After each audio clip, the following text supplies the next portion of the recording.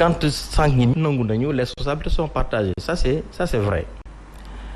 Alors si les responsabilités sont partagées, mais il y a phénomène bu mel ni quand une situation se pose, il faut l'analyser sous tout le couvert apparent de ces enjeux. Il faut que ñu xam dëgg lan moo nekk sous bassement bi ak nak lañu war a dem pour génn. Par conséquent, on met le fait politique de côté. Tey jii nii quand on dit que population bi ou bien les familles sont interpellées directement, effectivement elles sont interpellées. Parce que suñu demee ba nga xam ne amatuñu benn maîtrise benn emprise suñuy njaboot au point que mënoo wax ñu dëgg au point que mënoo leen indil benn direction parce que loolu moo doon suñu société bu yàgg ba société bi mooy lan famille dafa am nu muy tëddee mu am ñi nga xam ne ñooy ay responsable suñu waxee dañu leen di déglu dañ leen di yar ci biir famille mu am un comportement bi nga xam ne xale bi suy wax sax c'est le fonctionnement social qui résonne en lui qui lui dit comment parler suy reetaan sax c'est le fonctionnement social mooy résonné ci moom bu xamal que nooy reetaan même suy lekk sax c'est ce fonctionnement social qui résonne en lui. Aujourd'hui j'ai l'impression ou bien on a l'impression qu'on a perdu ces valeurs-là. Beneen xam nga xale bu mûrir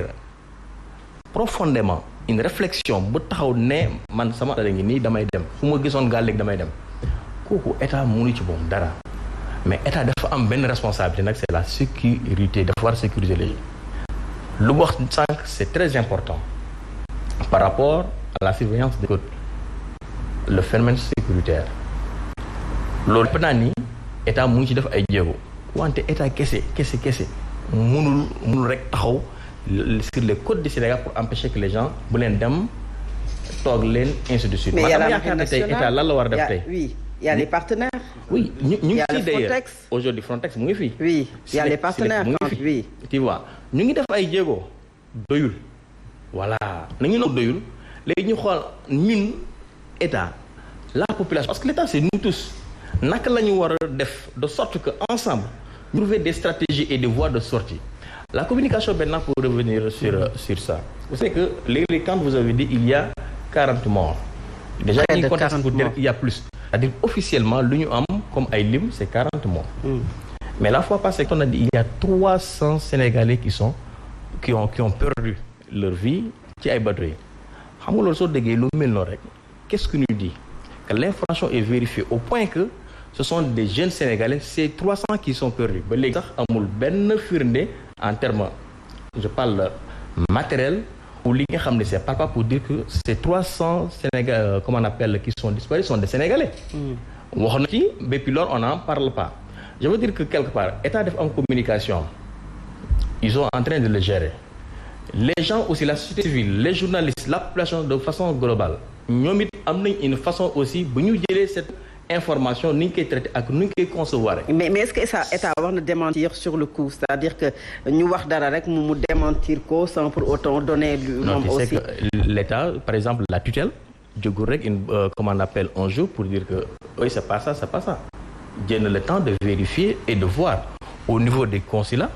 au niveau également de là où on a dit exactement il y a eu ce qu'on appelle cette tragédie pour que mu mën a réagir dama jàpp ni état dans le cadre d'une communication de crise du yeewu rek un jour rek ne lii moo xew wala lii xewul donc jàpp naa ne je ne suis pas dans le secret de l'état pour comprendre comment ils ont fait pour communiquer sur ce phénomène-là donc je dis que jàpp naa ne ñaaw rafet njort que état jël les dispositions nécessaires pour que mun communiquer sur ça maintenant je reviens sur un fait am léegi c'est un phénomène c'est un problème de société dama yaakaar ne problème su ñëwee ba fii dañu war a xool nan la war a def pour solutionner ko parce que les causes ñi ñëpp xam nañ ko ñu wax ko ñu bañ ko parce que wax nañ dès le départ économique pauvreté et cetera tey jii nii suñu buggee andi ce phénomène lié à ce qu'on appelle la migration irrégulière dama yaakaar ne dañu war a xoolaat de sorte que ñu am ay accords yuy permettre ñu bëgg a dem tukki ñu tukki de façon légale régulière et sûre. mais loolu est-ce que am justement parce que loolu également c'est un problème est-ce qu'il y a un partenariat sincère un partenariat de respect entre yéen ak consul yi nekk ci Sénégal ak consulat yi nekk ci Sénégal parce que pour avoir un rendez-vous aujourd'hui c'est tout un problème au Sénégal maanaam bu la ambassade bi nangulee yombal beneen ambassade bi du la koy yombalal ba ñeneen ñi sax dañuy tëj seen bunt parce que nit ñi dañ di assaillir parce que dañu fay bari loolu également ñàkk jox cër Sénégal la li ñu sañ fii Sénégal si sunu ambassade yi consulat yi sañuñu ko ci ay dëkk yu bari fu ci mel ne Maroc. Est-ce qu'on peut parler d'un partenariat gagnant-gagnant ci foofu. jàpp moo dañoo ñàkk jox cër wala ormal Sénégal. mais loo gis rek ci ay waxtaan ak ay stratégie pour am loo bëgg. tu sais que aujourd'hui la question des visas relève de la souveraineté de ces États donc État Sénégal lu mu mën rek négocier. aujourd'hui mais yow yaa wax léegi ne il faut que ñu dem de manière régulière et pour cela il faut que mu am quand même benn accord de sincérité entre les États. su ñu bëggee régler ce phénomène. dañoo war aujourd'hui diligenter la question des visas. c'est-à-dire ñu fexe ba suñu jeunes yi suñu bëggee dem ñu dem de façon sûre légale et ordonnée. cela nécessite que ce jeune qui veut aller mu am un projet mu leer que man fu mu bëgg a dem lii ak lii voici les conditions ma remplir ko ma dem. Par contre le reste maintenant c'est l'État qui doit avec ses partenaires internationaux trouver les voies et moyens pour faciliter ça. Nous sommes tous d'accord sur ça. Deuxièmement damay jàpp ni aussi État dans ses responsabilités dans sa mission régalienne foofu la ñuy def aussi ay erreurs parce que ça ce sont les Sénégalais de façon globale d'ailleurs parce que parfois c'est un discours démagogique parce que l'État n'a pas vocation à donner de l'emploi mais créer les conditions pour permettre d'entreprendre afin que jeunes yi ñoom seen bopp ñu nekk des jeunes entrepreneurs mën a liggéey mën accéder au financement la formation ainsi de suite. Donc yaakaar naa ci côté boobu aussi aujourd'hui suñu État comprendre loolu mu ngi ci def ay jéego doyul peut-être mais mu ngi ci def ay jéego parce que ce dispositif dont je parlais tout de suite à travers ces organisations ces agences qu'il a mis que l'État a mis en place loolu c'est une réalité aujourd'hui. DER mu ngi financé FONGIP mu ngi garantir aujourd'hui des financements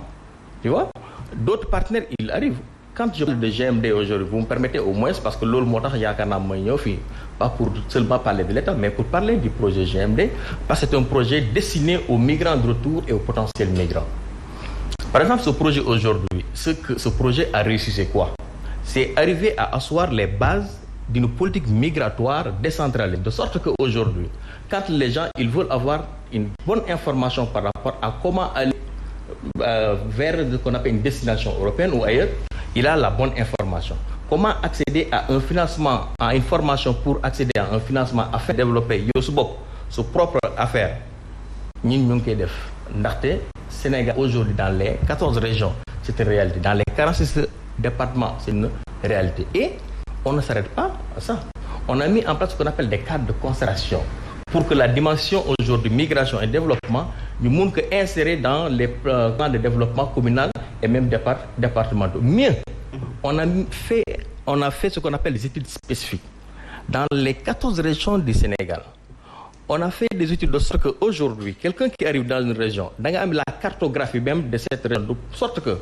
tu connais les potentiels, tu connais les besoins, tu connais les difficultés. Donc di nga mën a xool la jeunesse de cette région naka nga leen war a mën a jàppale soit carence en formation mooy jàppale leen ci formation après cette formation par exemple ce sont des financements dans tel domaine dans tel domaine d'activité pour que ñu mën a développer ce qu'on appelle des activités rémunératrices. Très bien mooy li nga xamante ne yéen a ngi koy def alors Boubacar aujourd'hui on parle peut-être de l'immigration clandestine gaal bu soor parce que bu ñu comprendre mooy gaal bu ndaw boo xamante ne dafay yàpp ay nit yóbbu leen ci gaal bu mag bi pour mu jàllale leen finalement d'après certaines informations dañu wàññeeku